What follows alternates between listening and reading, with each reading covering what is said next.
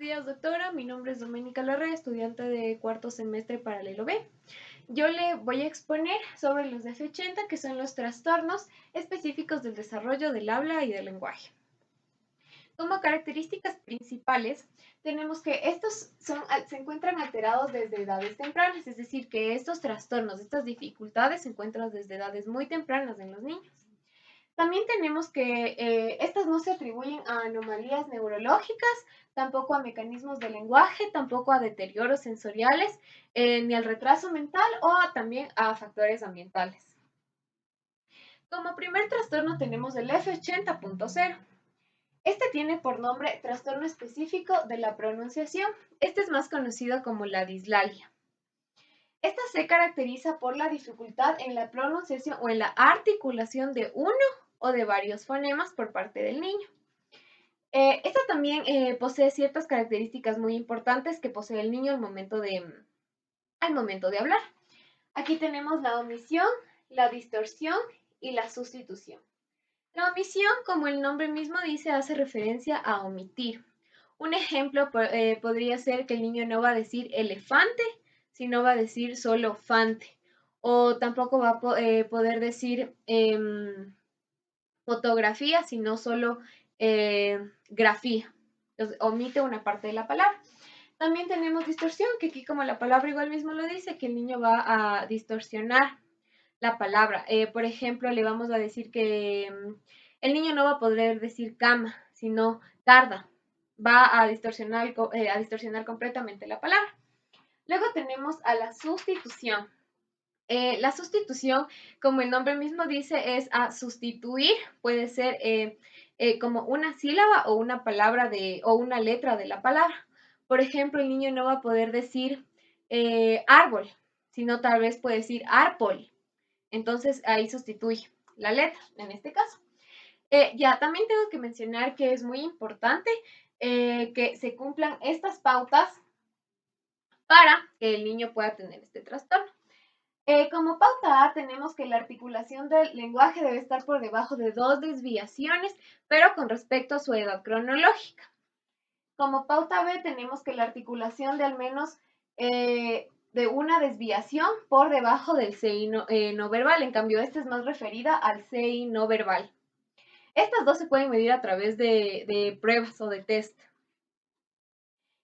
Como pauta C tenemos la expresión y comprensión del lenguaje va a estar normal. Estos van a estar completamente normales, solo se va a afectar la pronunciación del niño. Como pauta D tenemos la ausencia de déficit neurológico, sensorial o somático.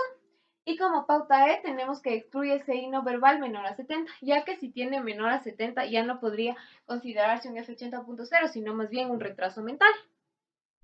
Ahora vamos a continuar con el F80.1, que este tiene por nombre trastorno de la expresión del lenguaje, que esta es más conocida como disfasia. Como característica principal es que aquí la capacidad del niño para la expresión del lenguaje va a ser inferior al nivel adecuado con respecto a su edad mental. Pero aquí la comprensión va a estar completamente normal. El niño va a tener problemas de expresión, pero va a comprender lo que le menciona. Como características igual tenemos que aquí el niño va a ser muy poco comunicativo, su lenguaje va a ser muy limitado y él se va a comunicar con un lenguaje no verbal, que es decir, como a través de señas o miradas. Un ejemplo que podría poner aquí es, por ejemplo, una persona le pregunta al niño, ¿dónde está tu mamá? El niño comprende lo que le estás diciendo, pero no te va a poder verbalizar, no te va a poder responder, pero sí puede o señalar o tal vez señalar con los ojos. Para que se cumplan, para que un niño tenga este trastorno, debe cumplir las siguientes pautas. Como pauta A, tenemos que aquí la expresión del lenguaje debe estar por debajo de 2 desviaciones estándar para la edad cronológica. Como pauta B, tenemos aquí la expresión del lenguaje por debajo de una desviación, pero esta va a ser con respecto al CI no verbal, como les mencioné antes. Estas se pueden medir a través de pruebas o test. Como pauta C, aquí la comprensión del lenguaje va a estar normal, no va a tener problemas en ese sentido. Como pauta B tenemos que este utiliza y comprende las funciones no verbales.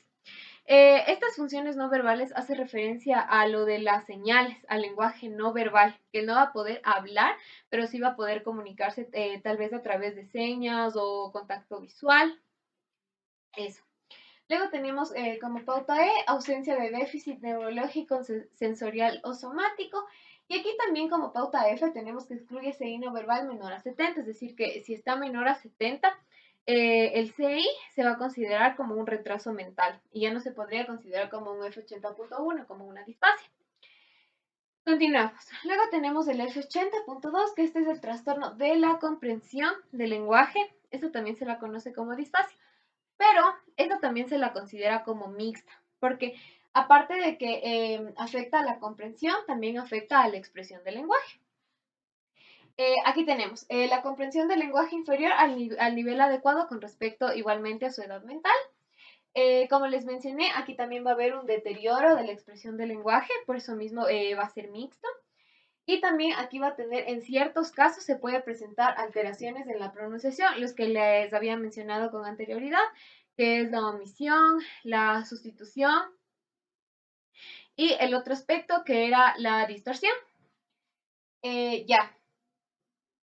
Un ejemplo que podría poner aquí es, supongamos, la mamá a su hijo le va a preguntar, ¿cómo te fue hoy en la escuela?